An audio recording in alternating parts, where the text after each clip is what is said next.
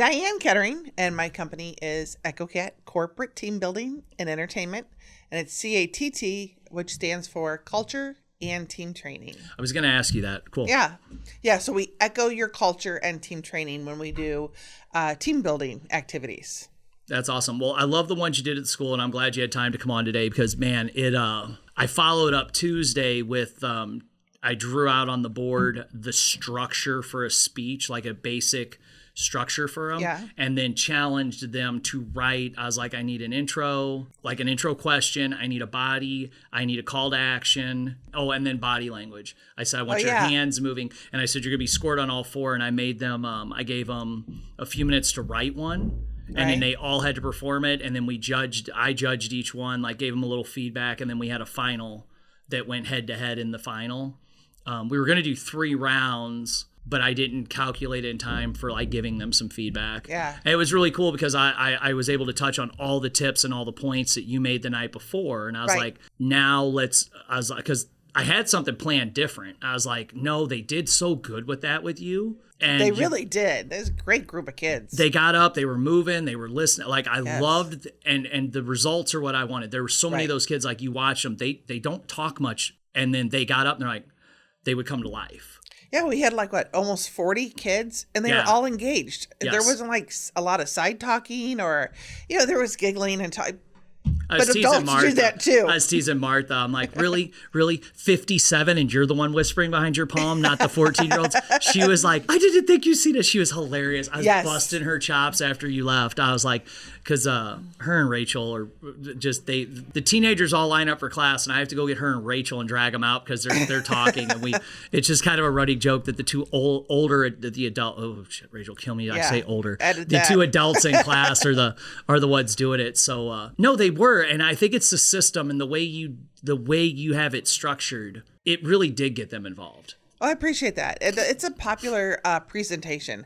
I'm doing it again in a few days, and nice. I think I've done it 7 times already just this year. Wow. It's popular, it's fun and interactive, and you may accidentally learn something. Well, and that's what I tried to touch on Tuesday. I was like, okay, here's why you did that exercise. Right. And then I would use it I would tie it into the martial arts class because I want them to learn the speaking. And I explained to them that being able to speak, don't think that it's just, I'm going to get on stage one day. I was like, maybe you need to sit down with a boss. Maybe you want to convince a spouse to take you on a trip you've never been on. You can't just take them through, well, the trip's this and it's this and that. You need a call to action. You need, okay, honey, when can we book this? And I was breaking down the structure to try to tie in with each of them. So maybe they would, it would resonate a little better. You know how it is. It's easy if you see somebody like, well, I'm never going to speak. What do I need that? Or just kind of write it off. Yeah. Yeah. Well, first, let me say that I call it power speaking. And the presentation is called, how do I say this? Because it's different ways that we do speak. We use body language, which is something else I teach when I do my Echo Connect for caregivers. I have it's a session, a workshop for those who care for ones going through memory loss. And it's knowing how to speak to them and knowing how to go along with what they're saying to a point. Yes. And so, but the body language is another thing that's really important. Body language is huge. And it's funny. I was explaining to students this too. I'm like, there's going to be stuff we go over with you that you guys are going to be like, won't. I know it's going to happen. I was like, I know you guys are participating, but you are going to, I was like, save the high points. I've always said that if there was one thing I was blessed with is when people older than me would give me advice, like legitimate advice or tips, I would absorb it. One of my old district managers, we were at a bar, we were hanging out, and he's like, hey, we're hanging out tonight. Uncross your arms. I'm like, what do you mean? He goes, you're lean back like this. I was like, just comfortably. He goes, no, body language is huge. So I started paying attention to that when I did sales, like how I stood. And we're big on that in class when we teach. We want their hands on their hips, but we don't want them closed off to the student. So that body language is huge. And would you say that maybe there's a decrease in the understanding of that because of the digital age now and everybody on screens? Right, and especially that age group because they're behind their phones. They don't know.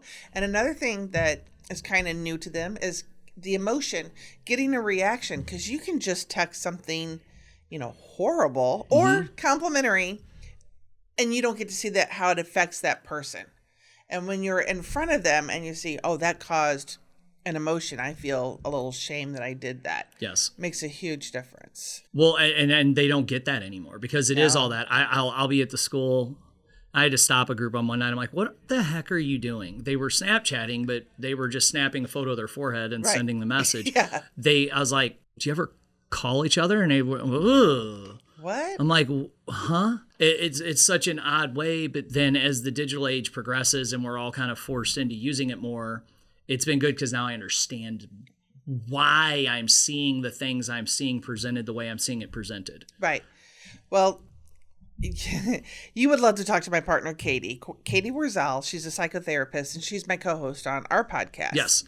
And, she's all about, man, I wish we could because what I do is improv. Mm-hmm. I teach through improv, which is a polarizing word I'm hearing. So if I would have said, hey, we're going to do games instead of improv, but I kind of want them to know, hey, you just developed a new skill. Yes. Now you can do improv. It's not scary. It's actually supportive and it builds confidence. Yes. But Katie will, she's just going to die on this hill, I think. She would love to have improv in elementary schools to start them right away to know how to share a scene with someone, how to show compassion and emotion and step outside your comfort zone and then know later it was okay. You got out of your comfort zone. Everybody's still friends. You're gonna be okay.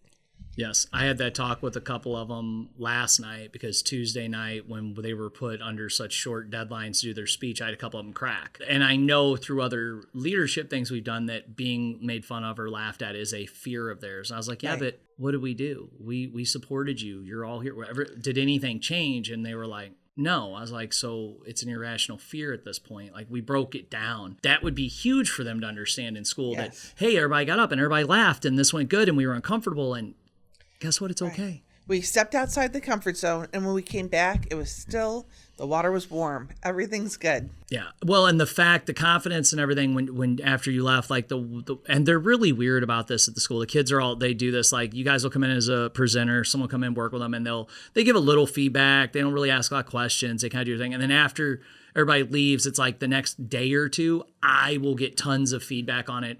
How much fun it was, how much it showed them that it wasn't that scary right. or that they could do it. Or for me, seeing some of them come up that were like, okay. And they're like, and today, folks. And I'm like, what the heck? Who did that kid? I know, like, there's a kid at the end there. Yes. And I'm like, where was he the whole time? Yes. He just gets up there and he owned, I don't know if did he have to rap? I don't know if he turned into a rap or something, but it's like, wow, you were sitting there quietly the whole time and this was inside you. Yes. We had a couple of those, and that was one of the big reasons I wanted the newer to the school kids to come. Yes. Because like I said, like Emily and Edgar and some of them have been with me for years. Emily and Bella, 7-8 years.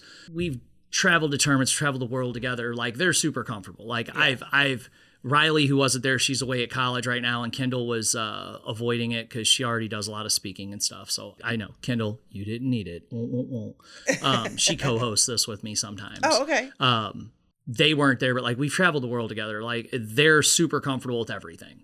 Like super comfortable with that stuff. But whereas those new ones are not. So it was cool to see them get up, and I was really trying to get everyone interacting together. I actually made the leadership and the newer ones partner on Tuesday for the activity where there was one that was helping the other just to get them, because they're all doing it slowly. I seen some photos after our last belt graduation that different ones kind of hung out. And I was like, okay, but it's still like this group hanging out and this. I'm trying to merge them, but that activity, it did get them together. It got them up on their feet. It got them doing stuff. Well, when I heard that there were newer ones that didn't necessarily know the other ones so well, I don't know actually in this presentation if I've ever done what's called the hotspot, is what the singing that we did at the end. But it's like, okay, I want to get them all together in a circle as one, all of them stepping out of their comfort zone and all of them having to participate with the singing on the side, just to kind of kumbaya, at the end.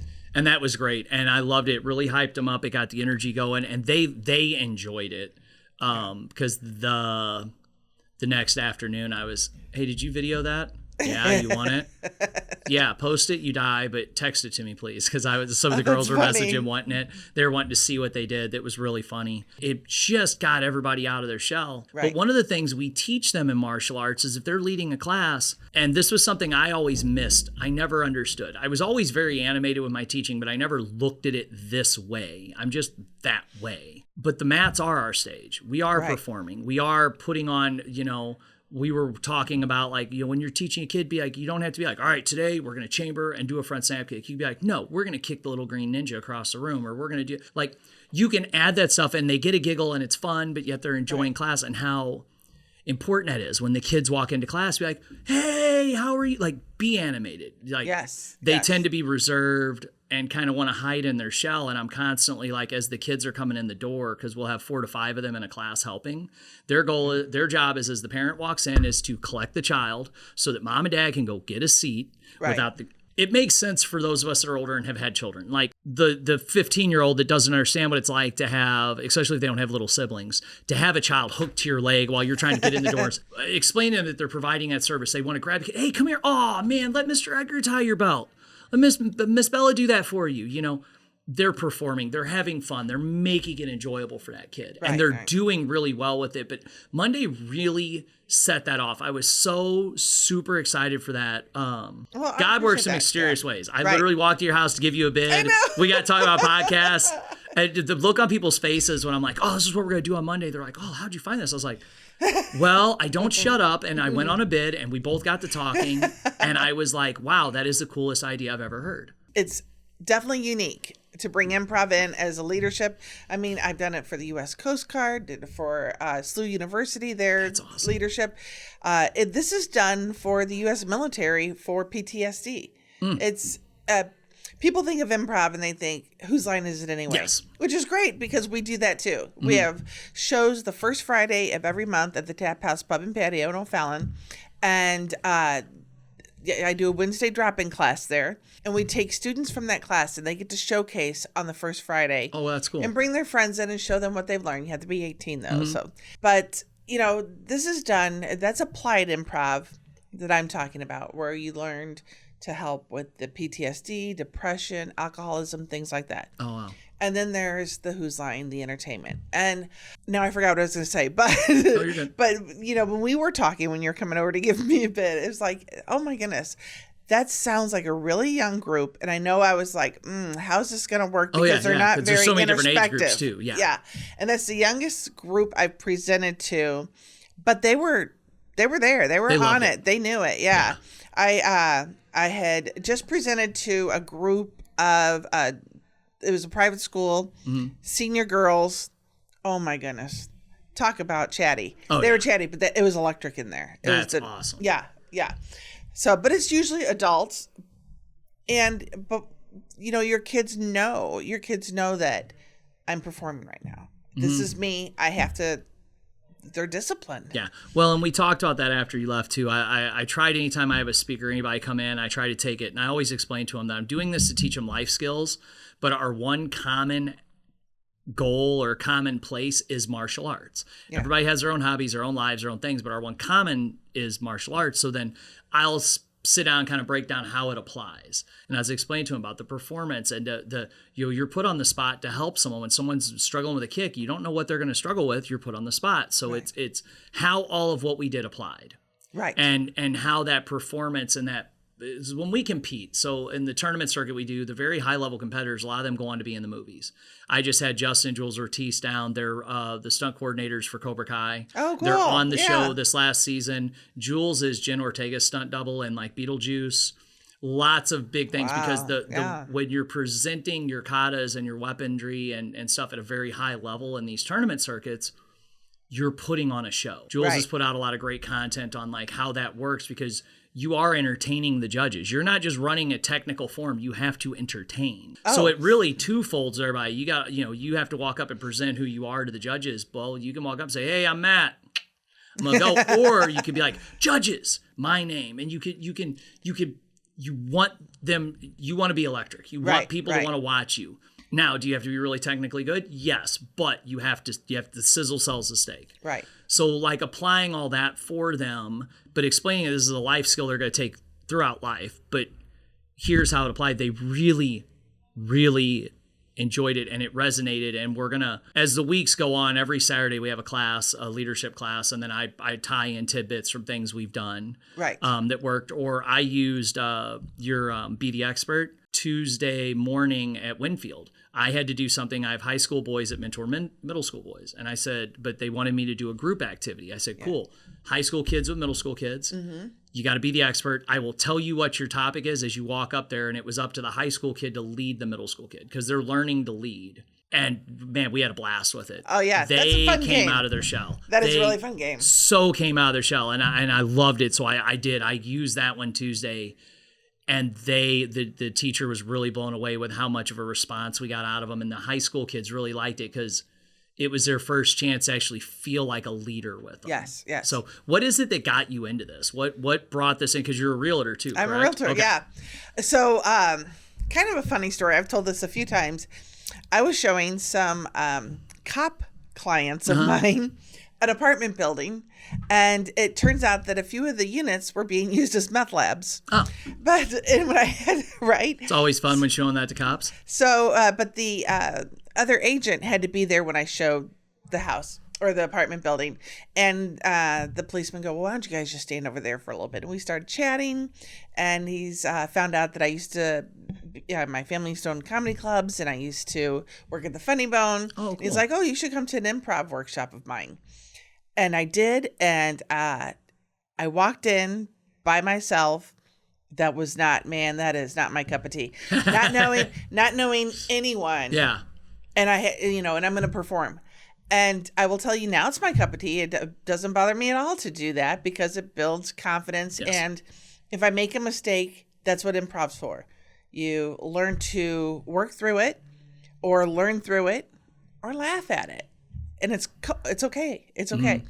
And so I took one, and then I'm thinking I'm some kind of genius by going, man, this would be great for team building, because in real estate, I teach real estate. I always lean towards that kind of. Realtors would be a hoot with this. Well, that's where I kind of got started. So my friend Beth Burton, she was head of Women's Council of Realtors, and she had to hire the entertainment for one of their fundraisers. And she goes, well, let's get Diane. She's a stand-up comedian. And I'm like, what? You're like, not exactly. But I'm like, yeah, I'll do it. And it was, I just faked like I knew what we were doing. And so I got my group together, and we went up there, and we killed it. We got a standing ovation, and so that just took off. It's like, okay, that is something. And that was the entertainment part. And then I found out, you know what? This is done all over the world for team building. Huh. And I just didn't know it. I never, ever, ever would have guessed that. I've heard of about everything under the sun. I had not heard of that. That is, but it makes so much sense. It's one of those when you hear about it, you're like, oh. But you're like, improv? Oh, no way. I always hear, I'm not funny, and I'm not quick on my feet. And what I'll tell you is, we don't want you to be funny. Yeah. You will be funny. The situation will make it funny if you're worried about that. That's entertainment improv, not applied. So don't worry about being funny. We got you. Mm-hmm. And thinking quick on your feet, that'll come. That's what, that's what you do it for. You want to think quick on your feet. Yeah.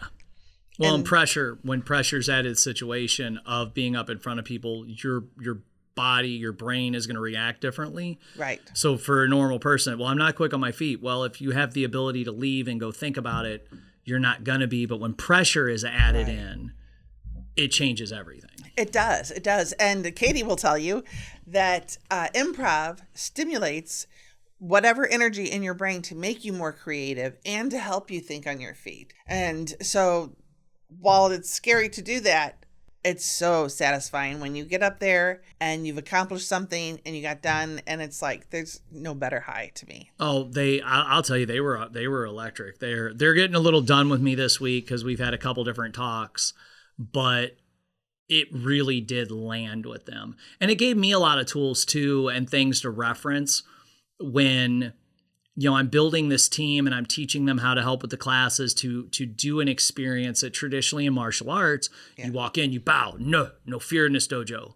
you line up, there's no, the world, that epitome. And that's not what it is these days. Last night, Dr. Shiloh Workmeister was up. She talked about the neuroscience and neurodivergent and all that. And she was explaining to him about positive reinforcement. And it was funny because she'd hit something and they'd look at me, and she'd look at me and wink. And I'm like, because I told her a lot of the stuff I wanted her to cover was so they understand why we do a lot of the things we do. Right. And it was funny because I've been on them. I'm like, we really, oh man, that was a killer class night. I said, don't ever go to a parent and be like, well, they weren't listening. Parents sitting there, they can tell if the kid was being distracted. Go on and tell them like, man, that was a great punch you did tonight. Don't focus on what they did. That's not what our job is. Right. But traditionally, that is what martial arts was. You discipline, you give push-ups, you do all this. And there was a lot of stuff this week that they're realizing, like they can get up there and perform and they can talk and they can have fun. Like we worked on last night, walking up on the mats. And I said, everybody, we all kind of know who you guys are, but there may be a new family that doesn't. So be like, hey, you guys get Miss Emily tonight. Let's rock and roll. Because the goal of the way my classes are scheduled is for me to be able to pass part, like I do 15 minutes, boom, pass 15 minutes off to them. Like we tag team the classes to keep the energy up. When I just run all of them myself, I can do it, but I am drained after 4 or 5 hours. Right. The goal is to do that, but as I'm developing them into this and showing them, like you walk out there just like you got to, boom, you just got a line past you. You got to take that floor and sell it and put on that performance. Same way when I'm like, boom, all right, take them through punches, Edgar. Boom, you got to come out, be like, all right, guys, you ready to do some punches, Mr. Edgar? I was like, remind them who you are. Remind them your name. I was like, they know who I am because they see me on all the ads and stuff. I was like, but they might not know who you are in the beginning. Right. And that age is, they're so, I think, afraid to show their individuality. Yes. It's like, no, that is your gift. And that's why I had them write it down. It may be just that you're, and I know it sounds funny, but maybe you're just attractive and that's all you got for it. But you know what? That goes a long way. Yes, it will. It will go a long way. Or there's a couple that knew about cooking. Great. That's your gift. Tell people what you know and be proud of it and be loud about it and teach. And that is such an amazing lesson for them to learn. And that's why I like bringing people in. It was wild. I always brought in people to do martial arts seminars. Yeah. I never thought of doing it the other way. I did with my painters. I would bring in speakers and different things, and it felt really flat. It did not land the same way that it does with the kids. It really lands well with the teens because they're in a learning environment. They're in martial arts to learn. They absorb, they enjoy it. It built so much camaraderie, and I've got several of them coming in to talk about doing leadership and being a part of it. Because my big thing is they see the 8 or 10 kids that are solid on the leadership that are older. There's 15 total. Well, they're high ranks, they've been there forever, and they're all best friends. So sometimes it's easy for people to be like, oh, that's for them, I can't do it. So constantly trying to explain to people that, no, this is for all the teens. There's just a commitment to doing it because you have to come on Saturdays to the training. You have to come one night a week and help. There is commitments to this that are going to help you get better. When I do a week like this, guess what? You're going to be here all week. They get all these weeks. I have them all planned out a year in advance.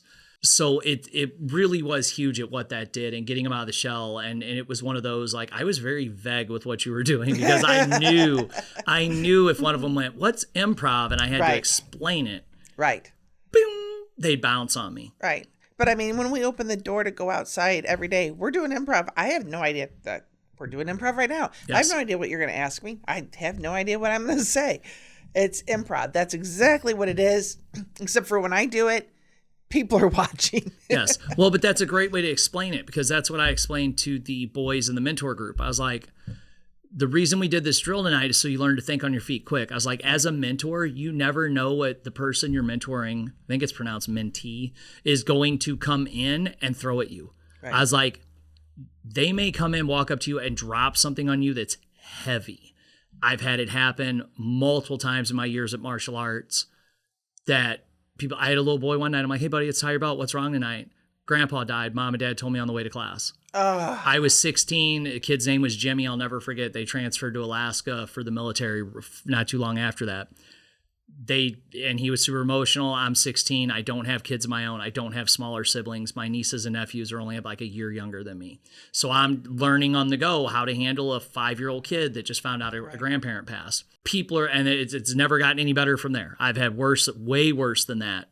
But you have to think on your feet. And I'm like, this is what you guys do. I kind of same thing. I'm like, you guys are on your feet thinking this was just a way to practice it. And then you have to be plugged in. Yes. Everything else is nothing compared to your time with that 5-year-old right then. And that too is something that improv has, that it's a gift. It's a scary thing. It's a gift. It's get out of your head and concentrate right here. When I was introduced to improv, I had some really just ugly stuff going on in my life that I didn't want to think about. Mm-hmm. But when I was there at that class, man, I'm zoomed in on my scene partner. None of that other stuff mattered. And, we're flying. We're just loving life right here. And I don't care if it's funny. It's not this over here. And it's a learned skill to be able to do that too, to be able to block all of that out and just do this. So you have to tune that in. I'm still learning it. Yes. I mean, there's times I'll step on stage, like we're going to the Funny Bone tonight, and we got invited, the troupe did, and it's like, I know I'm going to be in my head. I know I'm going to be playing games and be in my head, but I also know that my team has my back. Before every show, backstage, we are making eye contact, we're patting each other on the back, and we're going, I got your back. And man, we mean it. That helps a lot too. Yeah. Because somebody's having a bad day, or someone gets up there and they're just, whatever it is like, I got you. Don't worry about it. I got you. They fumble, one of you can pick it up. Absolutely. Makes a lot of sense. And the audience sees that. The audience sees that when we're on stage and we're all great friends, it almost is like they're all in on an inside joke that we have. And it brings so much great energy to the show. But it is important to know whoever is in my circle, just in life, they got your back. That makes a lot of sense too. And that makes a lot of sense with the publication, because when I listen to podcasts, some of my favorite ones are if it's a podcast I listen to regularly and they have one of their good friends on.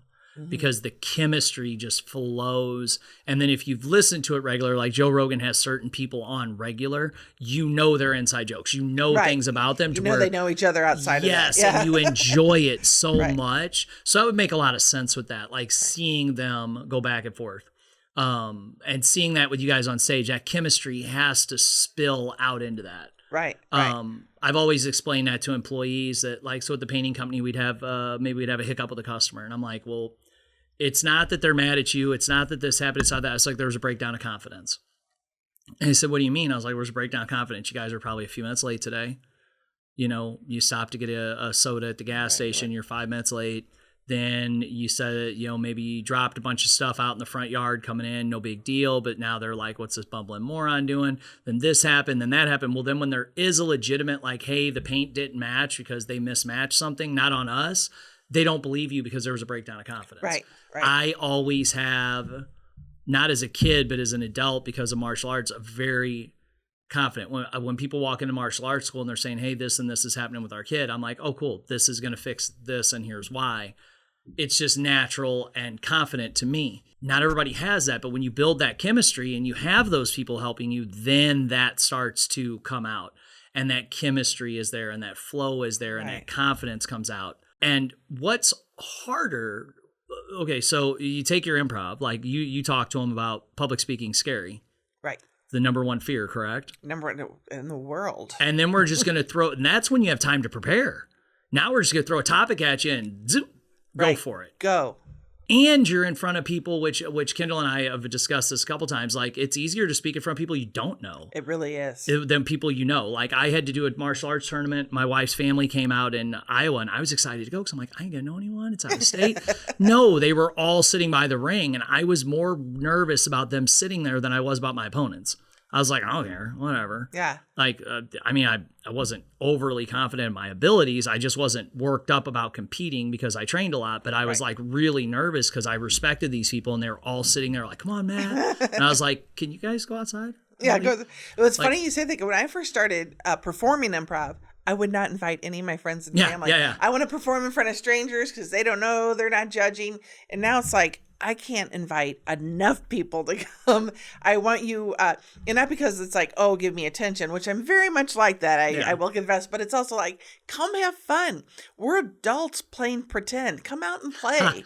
That's a great way to put it. I love that. It is, and we have permission to by stamping the word improv on it. We have permission just to go outside and be silly and play pretend and come up with goofy characters. I mean, I'm sure you've hung out with your guy friends and just like, oh, we're going to talk like this now. Yeah. And so that's what we do. And it has gotten to be where our Wednesday group has been together so long. Now there's people that still come in, but now they get to perform. They're performing with us tonight at the Funny Bone because they've been doing it for so long. They've gelled. They know each other's cues and things like that. And it's like, golly, we all can do this. We all can have the stage. Well, and I love the fact that you're focusing it on the power of speaking, because there is such a disconnect with it. We've even started offering. So I like to do when people move from one program to another, a person-to-person talk. Most parents really like it because they come in. It's an opportunity for me to talk about our next program, but it's also an opportunity for me to get to know the parent. Because when I'm teaching, I'm on the floor. I don't get to know them. Unless there's some problem, I very rarely, hey guys, have a good night. Thank you. That's about as far as it goes. But with the one-on-one meetings, I get a chance to really sit down with them. I would want to sit down with the person spending time with my kid. And influence them. And that's what I loved about that. It's like when I'm like, man, he cares about the entire kid, what's on the mat, what they're going to do in their life. And I just love that about you, Matt. Well, I like to sit down with them, but we even started offering a video option because some people are just so hard to nail down to where we can do a video conference to talk, because there's only so many hours in the day, and with me teaching the classes, my window is limited. Yeah. So I understand that it's hard, but that one-to-one, that contact, that talk is important because we are affecting so much. But I love the fact with what you're doing, because I watch parents come in and struggle to even just sometimes have that conversation. And I'm very comfortable talking to people that this has been a natural thing for me to do, the podcast. Like the first episode, I was like, I was made for this. But I watch other people and I'm able to kind of loosen them up. But people in everyday lives, like I told the kids, you're going to have uncomfortable talks with your boss about a raise. Like I've had employees quit because it was easier for them to quit than to say, hey man, when are raises? Because I would always, at the painting company, they would get every 6 months, we'd just do reviews and raises. Well, they wouldn't even ask. They would just quit. Be like, well, I got a raise in 4 months, and they would leave. And the guys would be like, if you just text him and say, hey, I feel like I'm doing really good. The crews are saying it. When do we sit down? Right. He's probably going to go ahead and sit down with you early, because if they really are doing good, I've already gotten feedback. I've already told them they're doing a good job. I'm okay. I'm fine. Let's discuss a raise. Yes. But I've had a lot of guys that would quit because they were not they've quit and been fired so many times and gotten new jobs at whatever, they're used to it. But having that conversation about, hey boss, I really think I'm being productive.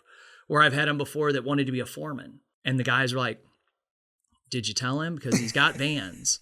And they're like, no. They're like, he's not psychic. Like, if you want to be a foreman, you just shoot him a message, say, hey man, can we talk today on the job site? Because I go on job site, hey guys, anything, whatever. Like, they would never speak up. And I've had them quit before. They're like, he should see my potential. It's like, no, I saw your potential, but we hadn't had your review yet, but you wanted this. But they were more comfortable quitting, getting a new job. They were actually just having a conversation. So it's such an important skill for people to learn.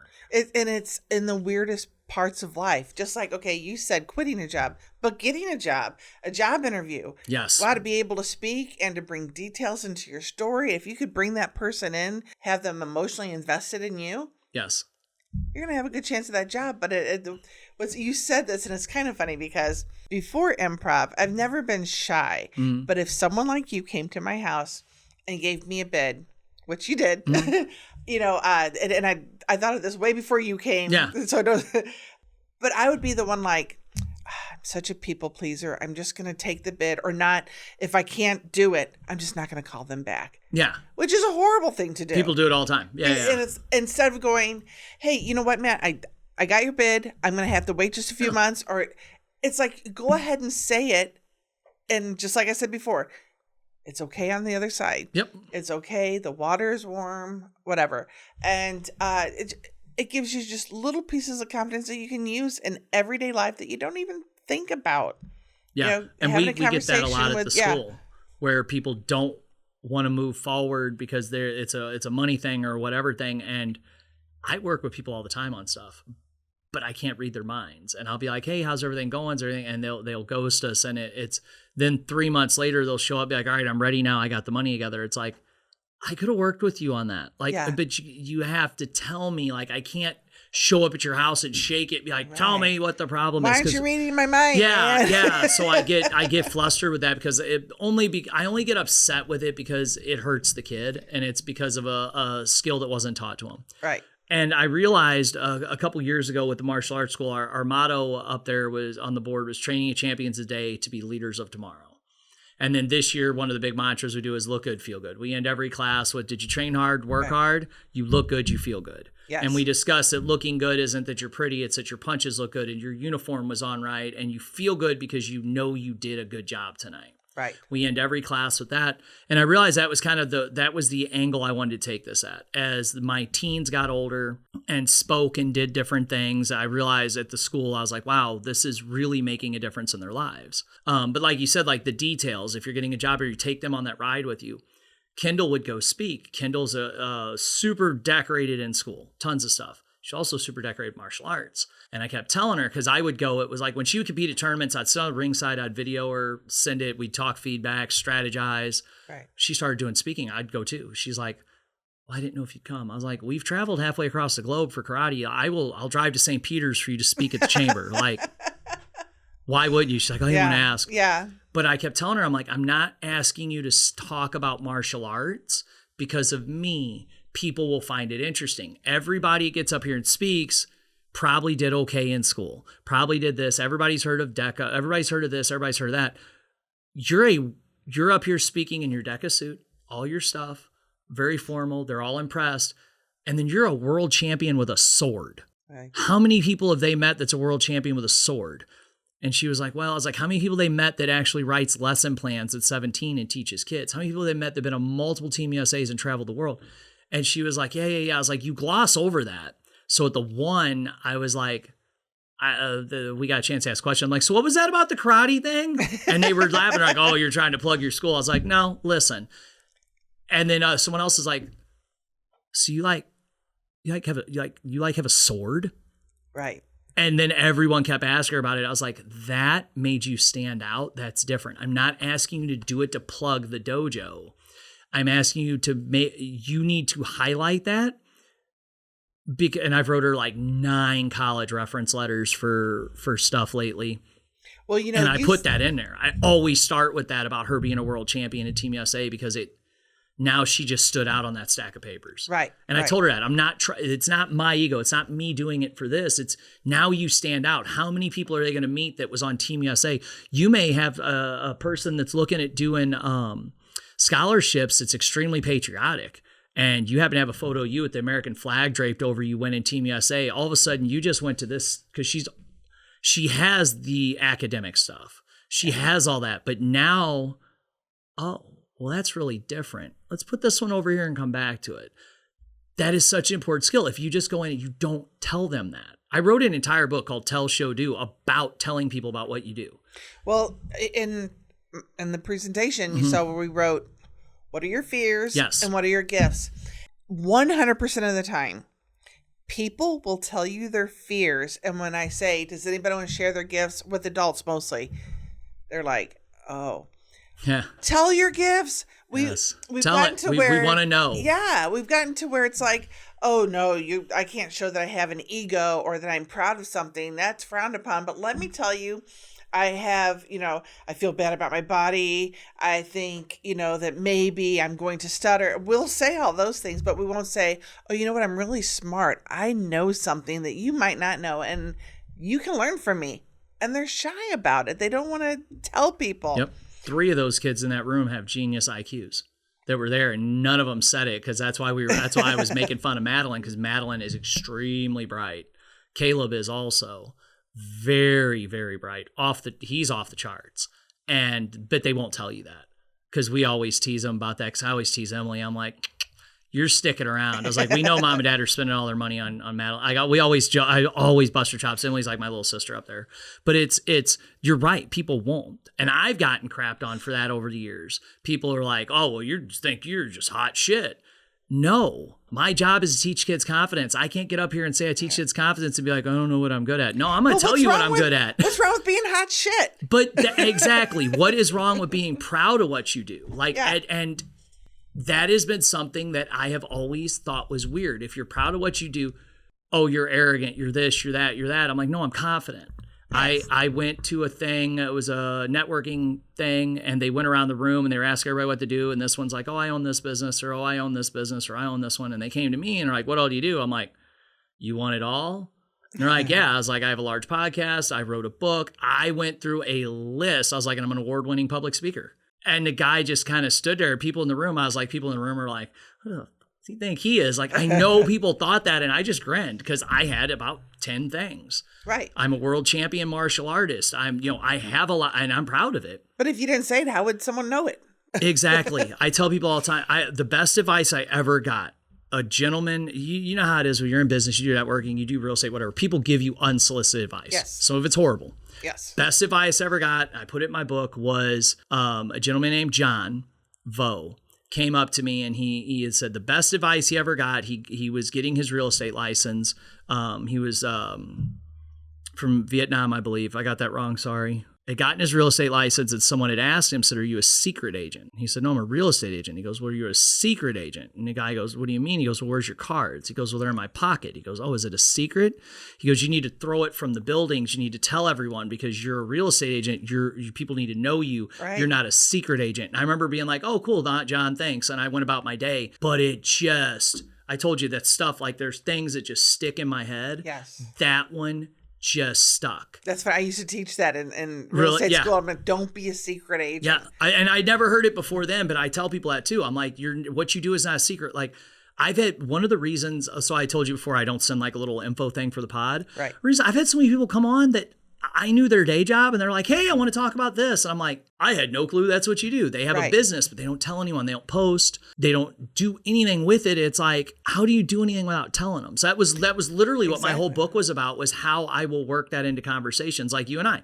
We got to talking about the paint, the couch, zipped it over to the podcast. You showed me a picture. I got excited because I have a podcast and it's as many of them's out there. It's actually rare to run into someone else that has the couch, one. Wasn't it? Yes. It was like the blue couch from Mandy. Oh, Mandy enhanced it. Yes. Love her. Enhanced it home staging. The best ever. Thank you, Mandy. She has been an amazing client for a long time. Yes. But that's how I got your name. Yeah. And it just blew me. But by us talking, instead of me being like, all right, walls, paint, check, paint. What else do you need, lady?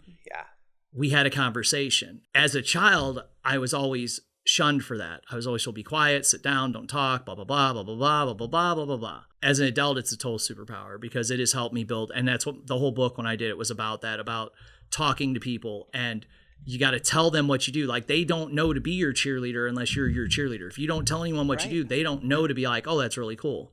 You know, people wouldn't know that I don't just focus on kicking and punching if I didn't tell them that we focus on confidence. Right. I had a dad reach out last night, and he listens to a lot of these, and he ends up having, he focuses on neurological studies and the effects it has on leadership.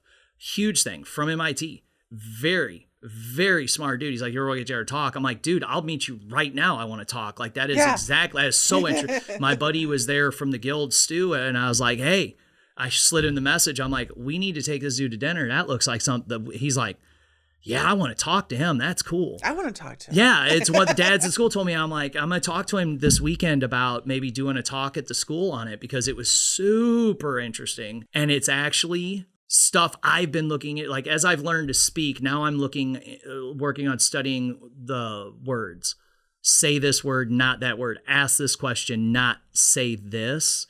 As far as just community, Chris Voss, the FBI negotiator, if you ever watching his content, I love his content. And him and Andrew Huberman have got together now. And so Huberman talks a lot about the neuroscience of it. And Voss talks about like the psychology and what he's experienced as like one of the top negotiators ever. Yeah. It's so interesting on how our brains work. It is. Yes. I could geek out. Shiloh last night talking about neurodivergency. Like, she was nerding out on it too, which was great. You need to meet Katie. Yes, actually, I do. we're going. We're finishing up. It's called a playbook. It's a 1-year program. Oh, cool. And what it is, it's building resilience in the workplace. Awesome. So it's for the leaders in the workplace, and they can teach. And we have a video that you watch once a month with your leadership. It's a fun cool video, but it's a playbook. It's almost, I don't want to call it a journal, but uses psychoeducation and improv Yeah. to help you build resilience. But it's not performing it for an audience. Yeah. It's just what you do when you're alone to kind of go, okay, I did that. I can do this. It's okay. Something as simple as, brushing your teeth, but doing the sound effects super loud or making up sound effects. It sounds like something a 12-year-old Well, it's would something do. that'd be uncomfortable for an adult. Yeah. It would be uncomfortable for the adult, but be uncomfortable. And that's something we teach anyone in leadership, but it's something I still struggle with, is having uncomfortable conversations with adults. I've recently had to have a few of those, whether it's an employee or whatnot. And some friends of mine, we've all discussed it. Like, that is one of our hardest things, is having to sit down with an adult, and maybe in our leadership position, they're an adult older than you. Mm-hmm. It's hard to do. You have to have those. So I forgot, we got past this earlier. So what is your podcast? What's it called? And what do you guys do on it? Because I did want to talk about that. Yeah. So the podcast is called Improv Inside Out, The Healing Power of Improv. Awesome. And Katie is the mental health host, and I'm the improv host. And we interview people from all over who have experienced the healing power of improv. This week you'll see Dr. Clay Drinko. He's a contributor to Psychology Today, and he's written a couple books on how improv can keep you sane. And he was fantastic, just really interesting. But we're talking to people just all over. That's awesome. And it's amazing to hear what improv has done. Someone in my troupe, Doug Imler, he spoke about, he had a goal. He was, I guess, shy, and he had some health issues, and he had a goal to meet 1,000 people. And he would use his his improv skills, to be able to go and open a conversation with someone. Well, that'd be very improv. Yeah. Especially if someone you don't know. One of the things I've always wanted to challenge myself to is to meet a new person each day, but not like, because of my job, I can easily do that. Right. Like, I can be on a bid, considered at it. No, I wanted to physically just walk up and meet people. I've talked to a lot of people, read a lot of stuff on it, the power of doing that. Yes. And it's something that I've played with, challenging myself to. I haven't done it yet, but I have played with it, because I do talk to so many people on a daily basis. Right. But actually, like, meeting someone that did not walk into the Taekwondo school, that was not one of my events, it was not a painting customer, that was not someone behind the counter at a store, but physically just random people, and have a conversation. Yeah. Well, there's a art to that. I've had people do it to me before, and it's like the whole time they're talking to me, I'm analyzing everything. So I'm like, wow, this is really interesting how well they're doing this. Yeah. We had a guest that started every birthday, they would invite a stranger to dinner. Oh, I've heard of that. And that's before. how they started in getting involved in improv. And it's like, how do you invite a stranger to dinner? Exactly. That's top of the line. Funny, because he's like, well, at first I started putting ads on Craigslist, but people thought I wanted sex. Yeah, you'd end up chopped up in somebody's basement, or we'd be, you're not going to meet a lot of people. That's going to be the last person you meet. Then. That'd be the last. Yeah, that would be. Wow. That's ballsy. It is. But he was so interesting. I'm like, I want to do that. That would be neat, because I've been in that situation where I'll meet people with just ask them to come on the podcast. I recently did that. I had to do it through DMs because I couldn't find a direct number, but I messaged several people. They came on, they were great guests, but I was like, because I opened it, and it actually, my opener worked. They all told me this, because they were all realtors or investors or decorators, something like that, women that I was reaching out to. There was only a couple of dudes I messaged, but I started with, hey, I'm not filming this in my dad's basement. And then when they called me, I was like, because I kind of reached out to them, like, I'm not in my parents' basement. This is a real podcast studio. You'll really like it. You'll get great content. And when they called me, I'm like, and I'm not going to cut you up. You're good. Yeah. Because it was really funny, because the one lady actually messaged, she's like, what are you wearing? And I was like, I was totally, I was going to message her about it, because we're in the other room, we have different lighting, and it was all very blue tones, and with the furniture and stuff. And I knew, because of what they did, that their color would matter, but I didn't want to. I was like, last second, you don't want to sound like a pervert and be like, hey, we'll give you some advice on what to wear. I was like,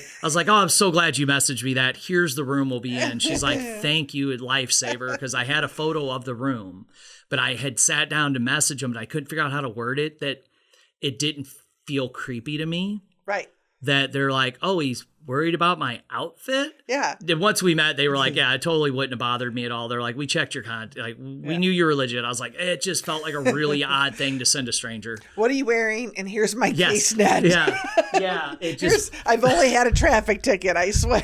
that was the thing. I was like, I've invited you to a strange property to film a podcast. And then it would be like, what are you wearing? I was like, I can't. But it is. And on a DM. Yeah. You never get asked for sex on DMs. No, never. No. Oh my God. It's so bad these days. But I just felt like it was weird, but I love that idea. And I heard of someone else that did that too. There's someone really, really famous that was a thing a while back. I remember watching an interview. I watch a lot of those. I read a lot of books on that stuff too. So like, I can't place it, but man, that would be a wild one. Like just meeting someone new is one thing, but like inviting them somewhere, especially in this day and age with how many weirdo stories we hear, that would be a scary thing, even on the other side of it, to be like, I'd love to. Delete, block, like, He said only one time did someone not show. Really? Only one time. Yeah. Wow. Yeah, they show up and he'll buy their meal and it's up to them if they want to stay and talk more or not. No harm, no foul. Yeah. And he's said he's met a lot of people, a lot of interesting people. Yeah, I bet that would be super interesting because that's what my addiction to this has been. I've told everybody my goal this year is to get to a level with the martial arts school to where I can do at least minimum of 2 episodes a week. Yeah.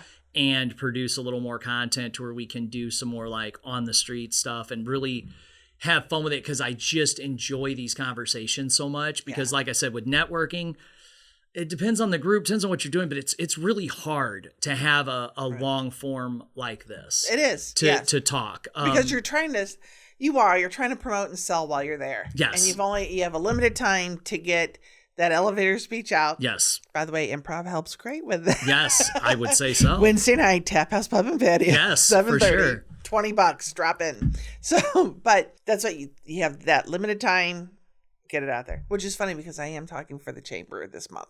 That's awesome. Is March? Yeah, it is March. Which chamber? This is O'Fallon Chamber. It's awesome. my second time. Yeah, they asked me to lead some networking improv games, and then also I'm the sponsor too. So I'll get you in touch with Ashley Burkeen. She owns the Master Networks networking for the region. My wife's right under her for Master. They do a bunch of Master Network stuff. Oh, cool. But I bet Ashley would have a hoot bringing you in because it would help a lot. Because you do meet those ones at the networking. Like we were saying, you only got that elevator seat. You meet the ones that are like, hi, I'm Bill. I make cups. This is what I do. Right. No cup's good if Bill didn't fill it or something like that. That's all they've got. Because I've had those people come on the podcast. So I'm like, you got to snap out of it. This is a conversation. You're killing me here. Like we're drowned in fast because every word, every response they had was like one of their pre-planned networking things because they're so uncomfortable. And I'm like having to kind of work them through it. But that's the issue. You got some people you can meet at those, they can have a little quick combo. It's fine. Right.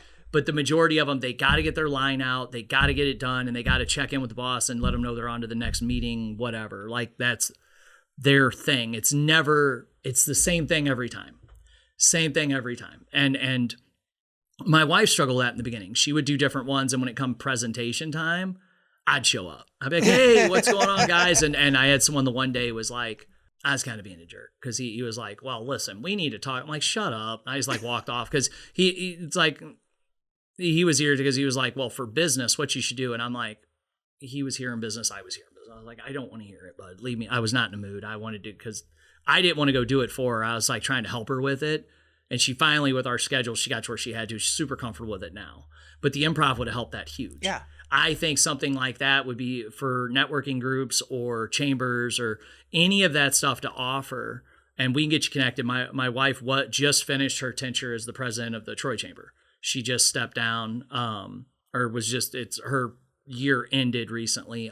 Mark is on there now, but definitely could get you introduced to them too, because I think stuff like this would be huge because you would not believe the amount of people are like, right. I can't go to those. I can't go to those. The people that freak out over this. They're like, oh, I can't be in front of people. I'm like, talk to me. It's like, it's literally 2 of us in a 8x8 room. Like you're going to be good. Right. Well, I even say if your 30-second elevator pitch, if you're shaking, come see me. Mm-hmm. And a lot of times we don't even care what you do right then. I just want to know, do I trust you? Do I like you? Yes. Because if I recommend you and you screw up, Are you the type of person to make it right? Yes. We just experienced that with someone, and that's a big thing. And that was one of the reasons I never got into networking really heavy, because I would always use people that had used me or I had used them back. Like, it was a good experience.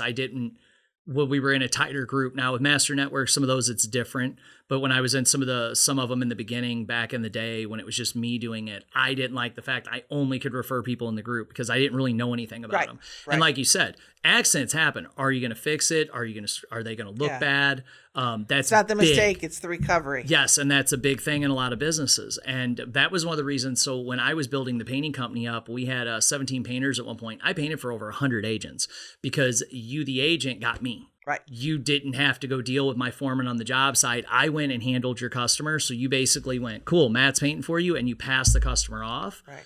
And you could go do your job. And so many agents would use us because they were so busy. Housing market was booming. They needed that because they didn't need to micromanage the painter. They just needed to shoot me a text, and I would be like, hey, it'll be done tomorrow at 3:00. Right. That's all I need to know. Or I'd be like, hey, I'm at the house. You're having us paint. I reach out to a couple I still work with. I was like, hey, we're painting all this. I noticed this one cabinet's not getting done. I'm not trying to upsell, but it doesn't match everything else. They'd be like, send me a picture, paint it. See, and that's just like, hey, if you don't say it, I don't know it. There's been so many times, someone's come to my house and go, oh, you know what? If you didn't tell me that, I wouldn't have known it until it's too late. Yes. I heard you talking the other day about, I was listening to your podcast, and you were saying, hey, you have to tell me then to the kids if they didn't grade you or score you the way. Yes. Got to tell me then, because that's when I can fix it. I can't go back in time. Right. No, and there's some things that aren't fixable, but I've got to know now. I always used to tell parents that when I taught for my instructor, we'd come in after a tournament. People would be like, well, wasn't real happy about this. I'd be like, do. They're like, what are you doing? I was like, oh, I'm getting my time machine ready. Traveling. So I can fix this. Because it's 16, 17, my instructor ran it. I was her go-to. I could just go to Vicky and get something taken care of if there was a problem. Not on Tuesday. Yeah. And that's a big thing. And I tell my crews that too. If you goof something on a job, don't wait for the customer to call me and be like, hey, this looks funny, and be like, yeah, I was a little worried. Call me and tell me so that then I know to follow up with them and be like, hey, the guys told me this might have been an issue. I walked in this morning. I'm like, do you guys run over a bucket of paint? They're like, man, your eyes are good. I'm like, no, I'm not stupid. Half the tire's brown on the truck. Sherwood set the paint up. The guys kicked it over to the side because there was another contractor there. They hopped in the van and drove over a can. Not a huge deal, $50 can of paint, but they were like, how'd you see that so fast? I'm like, the tire's brown. Like, I'm not stupid. But all they had to do is send me a text yesterday. They'd be like, bro, boss, we ran over it. I'd be like, cool. I would have had another bucket there this morning. Right. I can't fix things I don't know about. Yes. And there's no reason. Like I told him, I was like, when have I ever yelled at you guys about something like that? And that's like, it. Yeah. We've done a ton of jobs. Okay, you guys messed up one bucket of paint. I don't care. But I do care when you call me at 2:00 Thursday and you're like, we're going to be a gallon short. And then you have to tell me you ran a gallon over on Monday and I could have had this to you and taken care of it. Now I've got to figure out how to get you a gallon of paint. Or I can't trust that you're not going to tell me everything that's going on the job. Yes. That's like, your name. Yes. And I was like, that's the issue. And they're like, okay. I'm like, dude, when have I ever gotten on you guys about that? Like, we were on a job there a couple months back and I'm like, where's trim paint? They're like, right here. I'm like, bucket's empty. They're like, no, we had 3 gallons left. I'm like, ceiling paint bucket's full.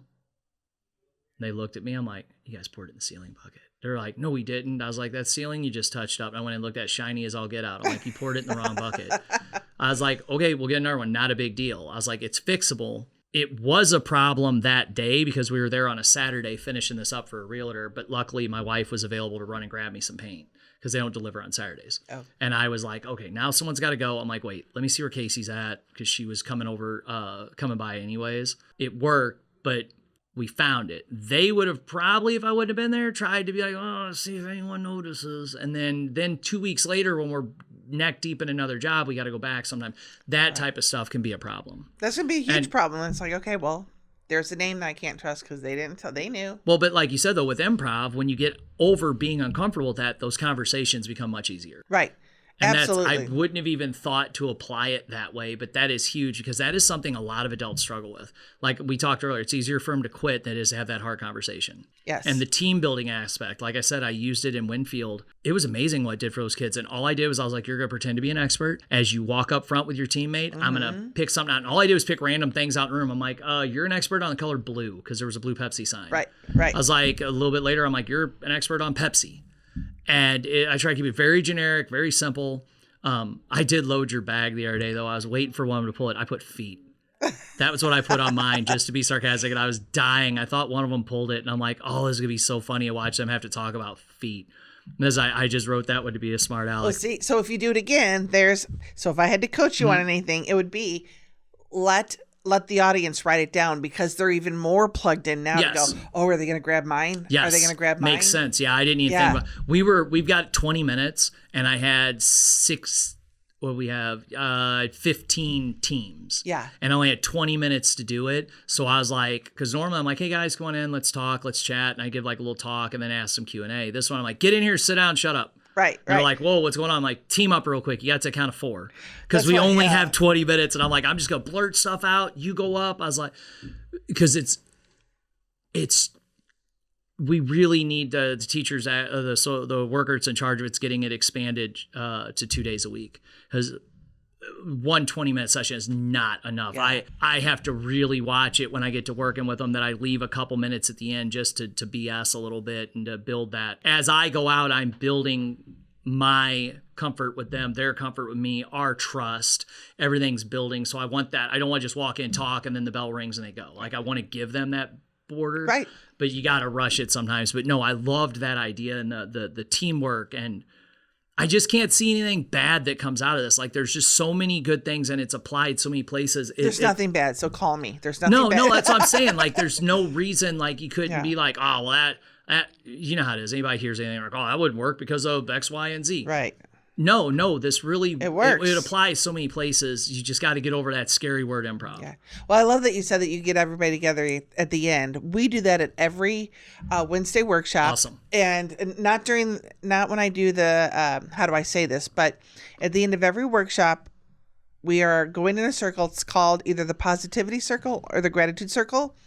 And we say what we're grateful for, but just within that last hour and a half that we spent together. Not, I like my kids. Oh, cool, No. Because you can generic that all over the place. It's like, you know what? I'm totally going to make the leadership team do that tonight because this is our last night. We're doing CPR training tonight. Yeah. Totally going to make them, what are we grateful for this week? And talk about it has to be that, the time we spent together, Yes. What are you grateful for? So it'd be like, oh, you know what? I was grateful that Matt got on stage and took that character. That made me laugh so hard. And I just needed that. We have people, we have one guy, Jay Grossman. I love him. He owns iAuto Agent and he is he's hilarious for one.